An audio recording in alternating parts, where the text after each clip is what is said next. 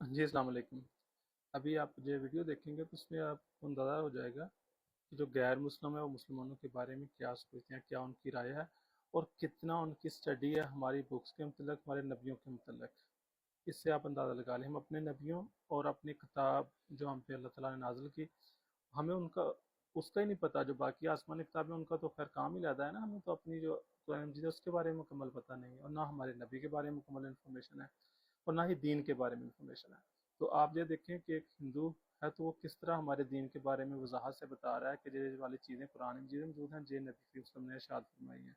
तो चेक करें इसको। पंडित जी, आप एक मैटर और मैं बोल दूं, बहुत जरूरी है। सिया सुन्नी, जब बात सिया सुन्नी की आ जाए, इस्लाम में फिरका बटने को कहा गया है कि फिरका बटेगा। फिरका आप लोगों के लिए क्या आ गया? जब बात इस्लाम पे आए, नबी पे आए, मौला पे आए, हुसैन पे आए, सब एक हो जाना। ये कुरान कहता है, जवाब नहीं दे पाओगे ऊपर। मैंने कुरान को पढ़ा, कुरान में फिरका सिर्फ लोगों की आपस में, जैसे आपस में लड़ाई हो जाती है भाई भाई की, वो है। लेकिन जब बात धर्म की आ जाए, इस्लाम की आ जाए, अल्लाह की आ जाए, प्रॉफिट की आ जाए, मौला हुसैन की आ जाए, मौला अली की आ जाए, तो फिर आपको एक ही होना है। और उस टाइम जो व्यक्ति एक नहीं होगा वो मुसलमान ही नहीं है, वो इस्लाम में है ही नहीं।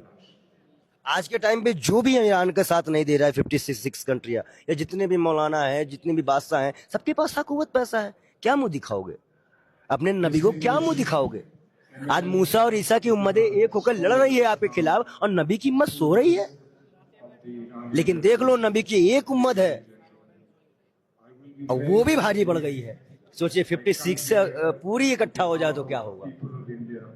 लोगों को लग रहा था कि ईरान कैसे खड़ा होगा। अमेरिका तो इतनी बड़ी सुपर पावर है, न्यूक्लियर पावर है, इसराइल के पास भी है चीजें, और इतनी सारी जहाजें, कश्तियां। तो ये क्या हुआ है कि कैसे, मतलब ईरान दूरदर्शी देश है।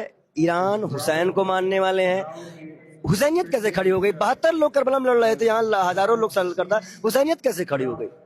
हम कैसे मौलाई बन गई? सवाल तो ये करिए आप फिर। और जब वहां, तब तो कुछ नहीं था, आज तो बहुत कुछ है। हम इतना दावा करते हैं कि 4 दिन में जंग खत्म करने वाले अमेरिका को पानी पिला दिया है ईरान ने। मैं तो सोच रहा था कोई तो ऐसा होगा जो पानी पिलाएगा अमेरिका को।